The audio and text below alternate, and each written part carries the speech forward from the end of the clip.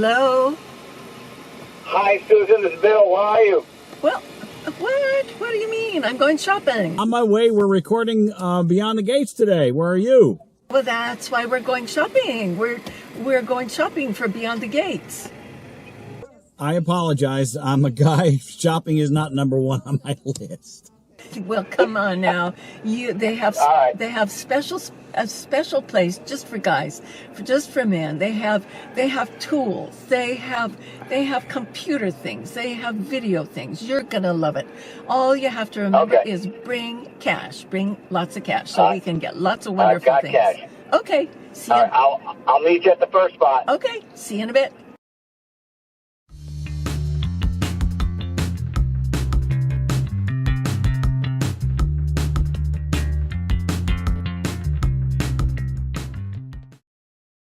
I'm Bill Hamburger here with Beyond the Gates, and we are with John Huggins here today at the Mercy Warehouse, which is a huge warehouse of donations, correct? Yeah, that's right. Now, do you actually take donations of food, and do you feed people as well? We do take donations of food. We prefer non-perishables if we're taking in donations. The majority of our donations aren't food. We buy a lot of food. So the purpose is really to turn goods, household goods, furniture, that kind of stuff into purchasing power for the food that we buy. And do you have a schedule that you feed people on? Yeah, we give away food on Monday, Wednesday, and Friday. Wow. Monday's a little later in the afternoon so that working moms, whoever, can show up between 4 and 6 p.m. And then Wednesday and Friday are both kind of mid-afternoon, about 12 to 1, 12 to 2. Now, somebody to take on something like this, for you, I mean, personally, this is a calling. How did you get involved? I got involved through my father, actually. So my dad was the one that began the whole thing. He had a really interesting experience in Calcutta, actually, with Mother Teresa. Okay. He was on a trip there, an assistance trip, and decided to stop by her facility at the time just to see if he could see her. And he ended up seeing her, and she inspired him to do something good in his own backyard. And he said, well, there's not as much need in my area as there is in your area, because he was in Calcutta amidst, tons of poverty. But she said, very poignantly, pointed right at him and said, "You're so wrong. There's so much to do right where you are. I promise you. You just need to look, see, and do something about it." Those 3 words, and then those have become the founding kind of principles of how we do what we do. And you've just followed along with that. Yeah, so he's the pastor of a local church here, and it's on the same facility. Vineyard has been here a long time, but this side of that has been here about 10 years. So it was like a 10-year vision that kind of... what kind of items can people donate? Honestly, we'll, at this point, take just about anything. There's a small list of hazardous waste and restricted items like mattresses we don't take, but everything else, almost everything else. I'm just curious, why mattress? Yeah. Just because mattresses, because they have laws against taking in mattresses. Really? Yeah, they're called bed bug laws, actually. Okay. Yeah, so certain things have like restrictions that people don't sometimes know about, but those, and then, but the vast majority of stuff, we'll just figure it out. If you think it has value, so do we. Now, has COVID hurt your donations? COVID was very interesting. So in the first couple of months, it was tight around here when everything was really shut down, right? Especially on the sales side, because half of what we do is sell the merchandise so that we can make money, so that we can purchase stuff. So the sales side ended up being really slow through March and April, but at that same time, the donation side ended up vamping up to crazy proportions because people were at home. Sure. They were kind of looking for garage clean out or whatever. So in some ways, COVID has been a roller coaster for us, to be honest. I know there's some of these services and some of these organizations that actually offer pickup. We'll go to somebody's house. Would you do that? We did at one time. We may institute that again, but actually, post-COVID, we've been busier than we've ever been, and we're just trying to keep up with the stuff that's coming to our door. So, okay. What kind of traffic do you get here? What is the need? I mean, are there people from all? Are they restricted just to Orange County? Is it town-wise? What is it? So we don't put stipulations on where people live, but generally they'll be local because it's hard for anyone that's in need to travel far, even if it's just gas. So anybody living on the margins is going to have a tough time distance-wise. And so what we found actually was surprising to us even. We live in, our warehouse is located in Laguna Niguel, which is a wealthy kind of affluent area. If you looked at a chart of, the United States, we'd be in the top tier of that. But we found every year that more and more people are kind of just living just below where they can afford rent here, because that's another really high driver. Sure. So we've got multiple families to an apartment. We've got single moms that are going through maybe divorced or that haven't had any money come through yet. We've got How many people it takes to run this place? we have 600 volunteers every year that run through here that give tons of time. So it's still vastly, largely volunteer based. And then we also have 70 employees. Now, you were talking about cucumbers, but do you take in fresh produce? Maybe just on the certain days that you feed people? Yeah, we do take in, well, especially farmers in the area, like the guys that are doing stuff up in Irvine, a couple of the colleges that have the kind of programs, they bring big loads into us all the time. But we'll take anything. I mean, let our food handlers sort it out if you have a question. Don't worry about it. We have a team that does a great job of figuring out what's good, what's bad, and how to go. If you want to donate, just bring it, and you guys that would be, that. And that's the thing with us. We try to make it as easy as possible for anybody that wants to bring anything. That's a major point of emphasis. So if they hassle you for any reason, let me know. Yeah, thanks so much for your time. I know this is a big job for you, and again, thanks a lot. All right, we appreciate you guys coming to interview us. Thank you very much. And now let's see what Susan's got to talk about today.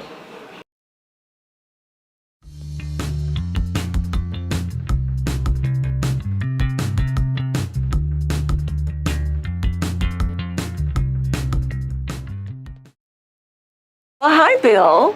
Well, I am here today in Laguna Niguel at the Hangar Boutique, an upscale boutique that we're going to find out all about it today. And with me today is Nancy Luxon, who's going to fill us in on this really unique shopping experience.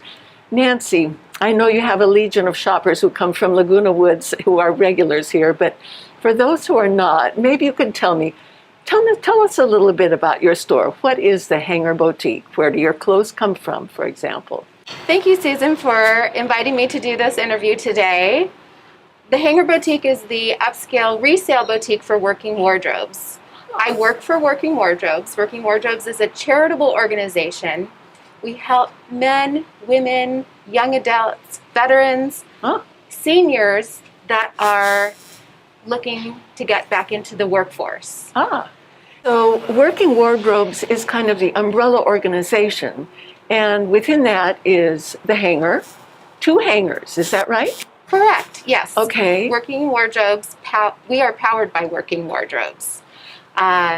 We have several resale boutiques. We have 2 upscale boutiques, Hangar boutiques, one in Tustin and this one in Laguna Niguel, and we have 2 outlet stores, Hangar outlets. And those are in Costa Mesa and Garden Grove. All right.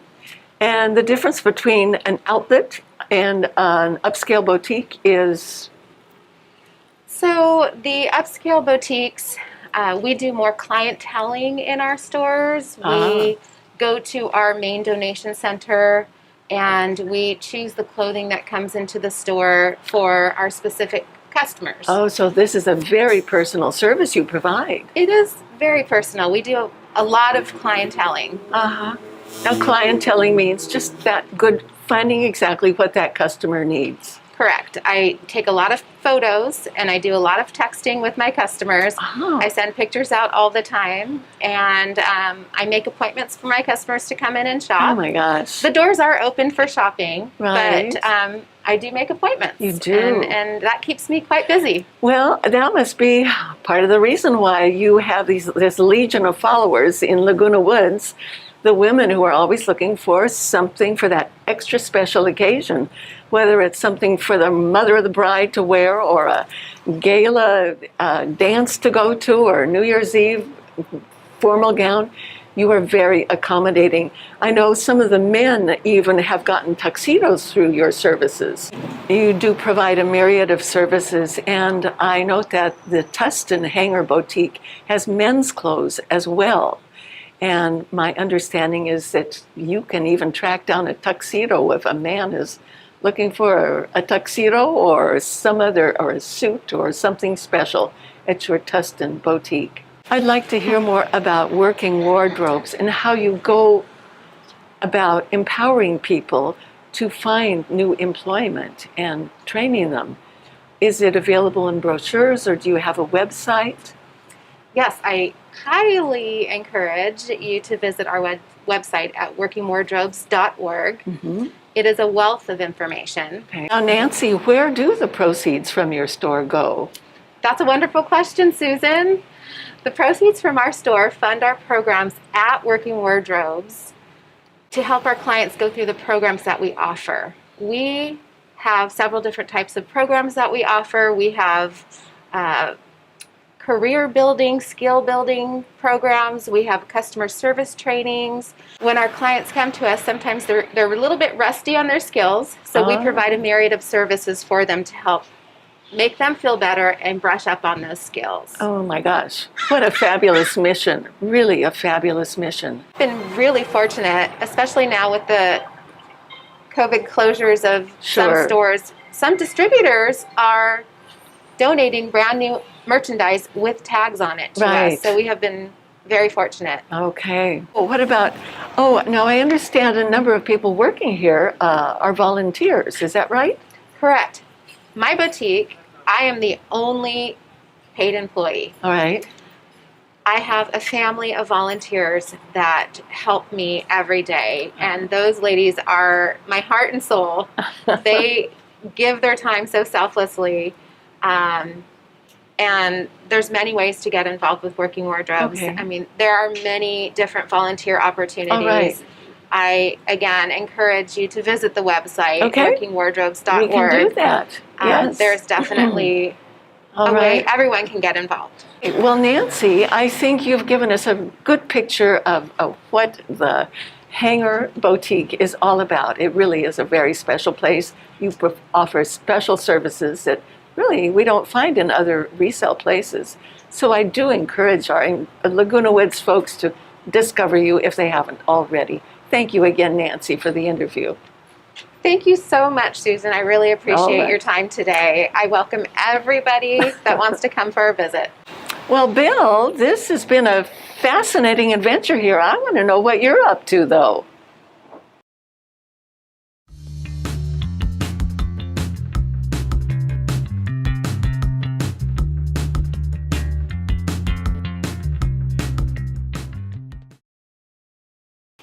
I'm Bill Hemberger again here beyond the gates, and we're here with Bunny at Upscale Resale.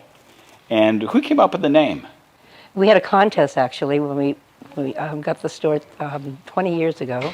It was called Re-Entry, and we had a contest, and the winning name was Upscale Resale.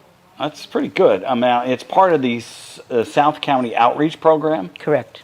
And is it part of a network? Are there other stores involved? No, we've a new location now, but we did have one store that we opened at one time called Repeat Boutique, but that closed since. But it was basically run by a thrift organization, but we just supplied all the merchandise. So how long has the organization actually been in? The organization has been it's our 31st year. Okay. For South County Outreach. And it's upscale. I mean, it's some of the things, the items within the store in here, are just yes, really nice. Yeah. I mean, it's... Again, we've had the store 20 years, but South County Outreach has been around 31 years. Okay. How can people from Laguna Woods, the Laguna Woods Village, donate? I mean, obviously they can come in here and buy cool stuff, but can they also donate stuff that they may have? Yes, we take new and gently used clothing. We'll take kitchen items, we take books that are not too old, shoes. Again, what we don't use, we do pass on to other organizations, but we'd prefer to get things we can sell in the store. Now, are there items that people can't donate? We won't take big TVs, we won't take beds, we won't take mattresses, things of that nature. Okay, because there's something with bed bug laws or something like that. Exactly. Is that the state of California, or is that just the... That's my state. It's your state. My feeling. I don't want mattresses. Bed bugs. Yeah. Something like that. How do you decide on a price of an item? There's a joke about that. We call it swag. It's, can we hear the... Okay. It's scientific wild-ass guess. And so we just guess. And basically we do research. We look almost everything up, research-wise. If it has a retail price of $50, we'll go to $25. If it's something new, we'll go half of that, try to do that. Now, has anybody brought in a donation at one point, you just go, wow, that's really weird? We get a lot of very weird things here. A lot of times we try to find out even what it is. I've learned a lot in my 15 years of managing this of what things are. Okay, but can you think of the most interesting? What is the most interesting? We had some Murano statues come in. We went on eBay with those. I'm sorry, what is Murano? Murano? Murano's Italian glass, just a glass made in Italy. Okay. And it says we also have some perfume bottles out of Murano, but the two pieces sold for $1,500 on eBay. Have you been infected by the COVID? Have donations been down or? Oh, no. No? Donations are up. Everybody has so much time to they're either closing down their storage units, or they're moving, or they're cleaning their closets when they're not able to go out. How did you treat when everything was closed up and the state of California closed up?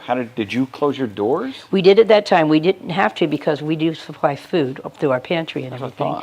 So we are considered essential. But we did close on the 17th of March last year, and we opened back up in June. However, we did a lot of online sales through Facebook Marketplace. I should say, do you have a website, or is it just yes, Facebook? We do have. Well, not for the store. I mean, we have a website on Facebook for upscale resale, and we can sell things on their marketplace there.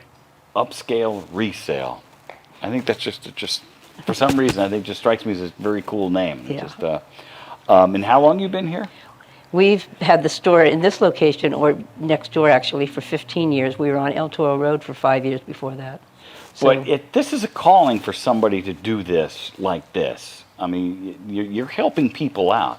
What made you want to do this? I've been with South County Outreach for 31 years, all 31 of their years. But I was a realtor, and I used to do fundraisers for them through golf tournaments and bowling tournaments.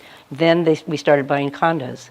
And I was the realtor, represented them in the 17 condos that we own, where we house homeless families in South Orange County. Okay, this is a wild question, but if somebody's looking for housing or anything, and if just that they have no place, could they come in here and get suggestions of just maybe if they're homeless? Well, that's taken care of at our headquarters. They can come in there and get food. They can get vouchers for clothing. We've had some of our transitional housing people move into houses and they have nothing. They don't have sheets. Sure. They've been living in their car, and so we're able to give them pots and pans and silverware and sheets, pillowcases, things of that nature too. So. You mentioned food donations. I mean, you're donating food to people who can't afford it. Are there certain days they can come in and? They can go to the main headquarters. Which is where? On Watney in Irvine. It's right on the corner, right near Bake, off of Rockfield and Bake. And you can go, you have to make your appointments now because of COVID. Yeah. And they'll bring the food out to you. And we used to be, hopefully soon we'll be able to shop again. You can take a shopping cart and shop through the pantry and get the canned goods that you need, or maybe you need shampoo, or you need cereal or milk, and they're there 5 days a week. Okay. How are you able to help the homeless? We have vouchers for hotels. We have 17 condos, and if you're homeless or you have minor children, there's certain things you have to qualify for. You have to have a job. Okay. And you do pay us a very small stipend for rent, but you get food every week from the food pantry, and you get vouchers to come get some clothing and things of that nature. So, but there's many homeless in South Orange County. It's just amazing if you spend some time at night going through it. We do a count every other year to where we know what the homeless are, and they do a count to get funds from the state and from federal to help with the homeless in this area. With some of the increased funds now coming because of COVID, do you think some of the homeless may see some of that money? We have received quite a bit. There's a lot of money given to Orange County, and they split it up into North, Central, and South Orange County, and we're ourselves and one of our partners is helping with the money out in the fund to help the people in South Orange County. How many days a week you open? We're open 7 days. Now, for the store, it's myself who's full-time, and we have 2 part-time employees, and the rest are all volunteers. So I have a staff of almost 40 volunteers who give their hours here. I mean, some of them work 8 days a week, or 8 hours a day. Wow. 1 or 2 days a week. Now that's a calling. And yes. I appreciate you doing things like that for people who are not as privileged as we are. So, Again, thanks for your time. I appreciate it. And we'll get people from Laguna Woods Village to come out and Come and see us. and come see it and donate and buy some very cool stuff. Yeah, we like things going out the front door more than coming in the back door. So Okay. it's important. The food pantries is the other way around. They want lots of food to come in, but we want people buying and going out the front door. That's what keeps us alive. Okay. And now let's go see what Susan has on tap.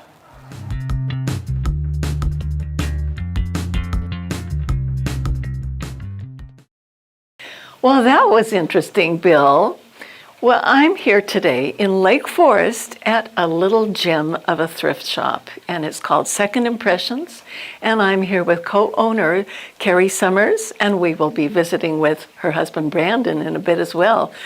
But Carrie, I'm so happy to be in this shop. This is a real discovery for me. I've not been here before. What's the story behind this? Well, place? we've been here just almost 5 years, celebrating at the end of this month. Okay. 5 years of being open. All right. And we are a Christian ministry, and we do a lot of work locally in the community, and we also do work in Haiti. In Haiti? Oh my goodness. You started at 800 square feet and now you're at 3,000 square feet. Yeah. And you have a huge assortment of clothes and housewares and home goods. And so where do all these things come from? Just people in the community that hear about us through their friends or family or All right. Facebook. We're big on Instagram as well. Okay. And so That's huge. or they come in the center and they see our sign and Right. find out about us. The thing I find just astonishing about this place is your low price points. I mean, Yeah. everything is so affordable, and that's why they're here. They're designed here to move quickly, and they are priced just perfectly for that. With your donations, what's the most unusual thing you've ever gotten, or is there such a thing as that? Yeah, that is an interesting question. We've been asked that before, and nothing comes to mind. Okay. We definitely get some unique items. In regards to our price point, that is definitely one of our missions as far as what we do here locally in the community. Right. We just really want to give a nice, shopping experience to our customers when they walk in the space, that they feel like they're shopping at a retail space, and it's very, comfortable for them, but most importantly that they're shopping and they're getting a great deal. Now, the proceeds from your sales, I understand, yes, they go to Haiti, they go directly to homeless groups, and different pieces of things that you sell, the jewelry, for example. Tell us a little bit about the jewelry that's donated. What happens to it? So we have, it's called Pen na la vie, and that means bread of life in Creole. Because in Haiti, that's their primary language, they speak Creole.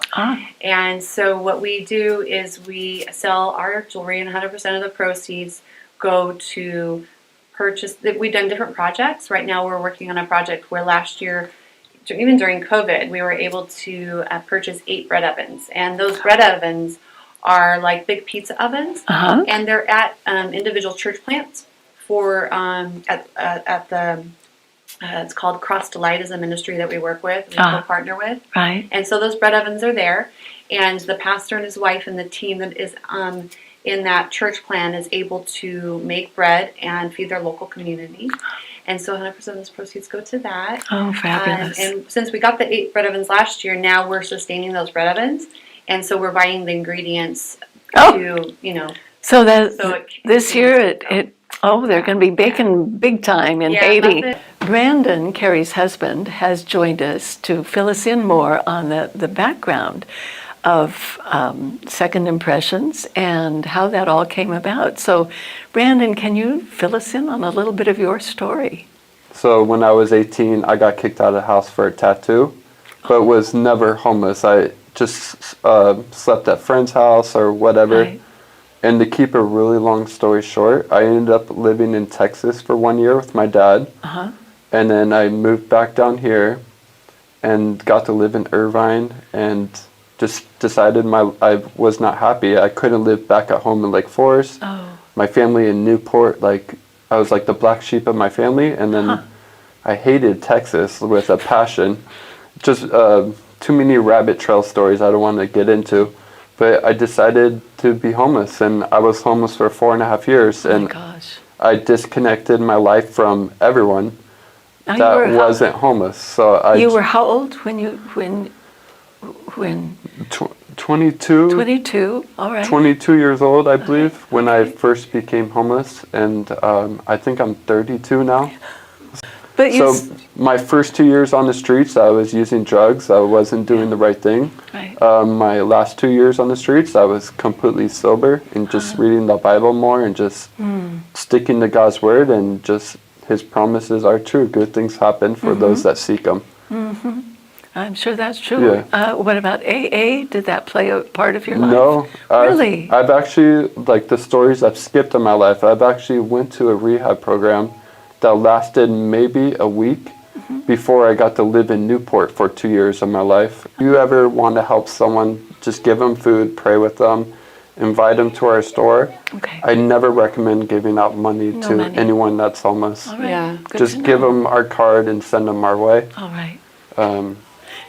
And then we'll just buy whatever, really what they need. Yes, Because a lot of our friends have addictions that they just don't want to give up, and that's keeping them on the streets from moving forward. I see. And giving them money is not a good idea.